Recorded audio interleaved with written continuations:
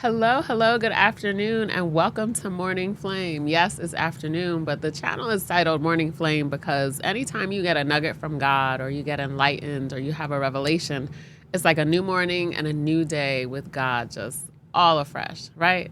So, welcome to Morning Flame. My name is Andrea. I am your host, and I am excited for today because to start, this first video is going to be about my second book read of 2023. So it's interestingly enough, I was at work and there was another nurse who was working with me. And it was the first time I had met her and we just started to chatting. And then I'm a big time sharer and talker. So I must have started telling her a little bit about my testimony. And she said, "What?" I was trafficked when I was 15. And so as I was telling her a little bit about my story, we started sharing and she's telling me a little bit about hers. And she says, "You know what? I have a book you need to read." So I said, okay, I'm all for reading books. And I think I was actually telling her about Pray Big, the other book that I had told you all is a great book to read. And so she goes and she gets me her book, right? And I read it and I just could not put it down. It was just like Pray Big. So this is her personal testimony. The book is called When the Silence Speaks, Overcoming the Effects of Childhood Sexual Abuse. And the book is written by K.McLean. And I will say, this is, first off, of course, the fact that she's come through and she is able to tell this story and put it in writing is amazing. Simply because with my story, they were strangers. With her story, these are the very people who were supposed to be there to protect her. She was excited to go see them and excited to go spend time at grandma's house every summer. She looked forward to it until she turned 8 years old, when she was 8 years old, her life changed forever when she went to go visit grandma's house. And I mean, the events that transpired are heartbreaking, but her resilience and her dedication to coming out of it is powerful. And it's even more, it's just so powerful. I can't even really put it in words. So, and I've always thought about writing, not always, but over the past 5 years, I thought, oh, I should write a book. And when I saw her book, I was just totally inspired. I still don't have anything. I have a couple things on paper that I read a couple years ago, but this book was totally inspiring to me, especially having met the author. And I have my own she wrote, I don't know if you guys can see it, but she even wrote me a little note in here.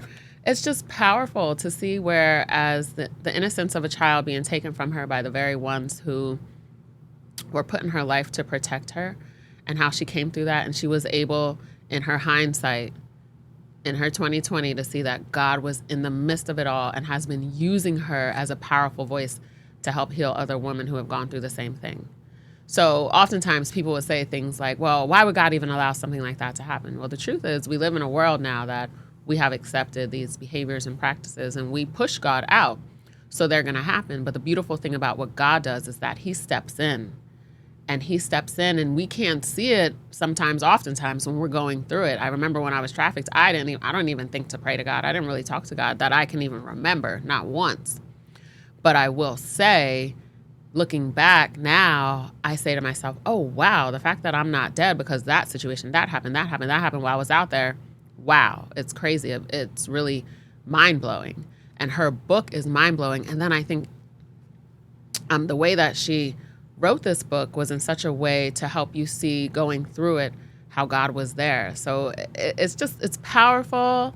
It's a great read. It is so inspiring. And if you have ever been through trauma, this is a book you want to read. And what I absolutely love that she did, that I haven't seen in another book, I haven't read many testimonies, but not only does she give you the how to come out of it and steps to take and about the process of what she went through, different things like that, but she gives you the statistics and she gives you different resources to go to help either help yourself if you've gone through it or to help someone else, and just giving you tools. She equips you if you've been through it and equips you if you might know or think or suspect that this could be happening to someone else. So here you have it. This book, When the Silence Speaks, Overcoming the Effects of Childhood Sexual Abuse by K.McLean. Pick up your copy today, read it. It was a quick read because it's so engaging, so empowering. And for many, I'm sure it will be life altering. It will give you a whole new perspective on God if you've been through trauma, being able to see that He is there even in the midst of it. And this world has chosen to separate itself from God. So it's not that God has separated Himself from you. It's unfortunate that there's things that are out of our control and we can't make people be good people and do the right thing.